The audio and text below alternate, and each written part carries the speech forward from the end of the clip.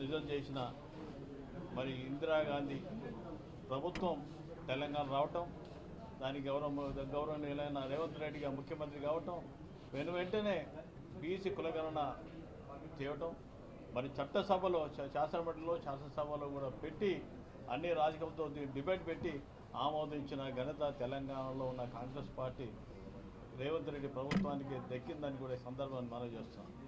అంతేకాదు బడుగు బలిగిన వర్గాల మోస్ట్ బ్యాక్వర్డ్ క్లాస్ ఈనాటి వాడుకో గ్రామాల్లో వార్డు మెంబర్ కానీ కులాలు చాలా ఉన్నాయి, సంచార జాతులు ఉన్నాయి.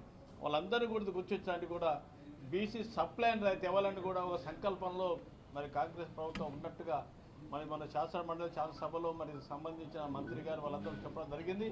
ఏదైనా కానీ ఎస్సీలు ఏ విధంగా సప్లైన్ వచ్చిందో అదేవిధంగా బడుగు బలహీన మోస్ట్ బ్యాక్వర్డ్ క్లాస్ సప్లైన్ ద్వారా వారికి అన్ని రకాల రాబోతుంది. ఒక రాజకీయంగా కూడా కాంటాక్ట్ చేసే శక్తి లేని వారు కూడా ప్రభుత్వ పరంగా ఫలాలు వచ్చే విధంగా కూడా మరి ప్రభుత్వం మరి పార్టీ కూడా ముందు అడుగు వేసి ప్రయత్నం చేతిలో ఉంది.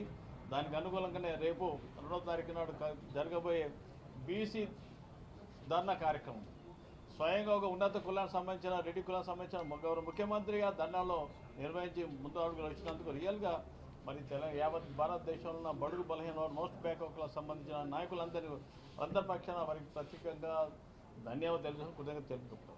ఏది ఏమైనా కానీ ఒక అడుగు ముందు వేసిన తర్వాత మన దాంట్లో కుల సంఘాలు చాలా ఉన్నాయి, చాలా బీసీ సంఘాలు ఉన్నాయి.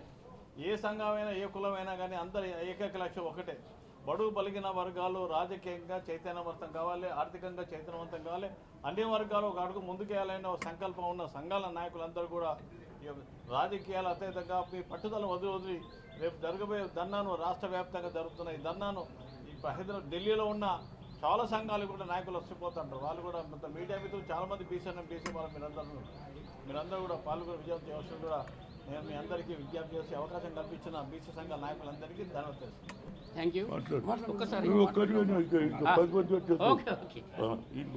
రేపు జరగబోయేటటువంటి మహాధర్నా, ఆ మహాధర్నాకు రాహుల్ గాంధీ గారే ప్రత్యక్షంగా వస్తున్నారు. మా ముఖ్యమంత్రి తెలంగాణ ముఖ్యమంత్రి రేవంత్ రెడ్డి గారు పాల్గొంటున్నారు.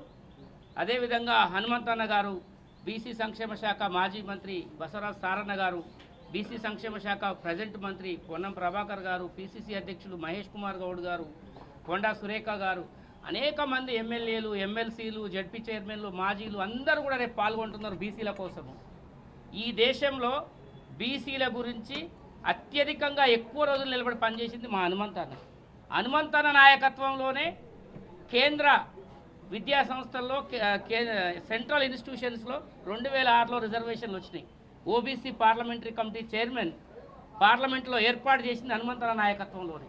ఇంత పెద్ద నాయకుడు మా అన్న, బీసీల కోసం అహర్నిశలు అలుపెరగని పోరాటం చేసిన వాడు మా హనుమంతన్న. సారన్న నాయకత్వంలో ఆయన మంత్రిగా ఉన్నంత కాలం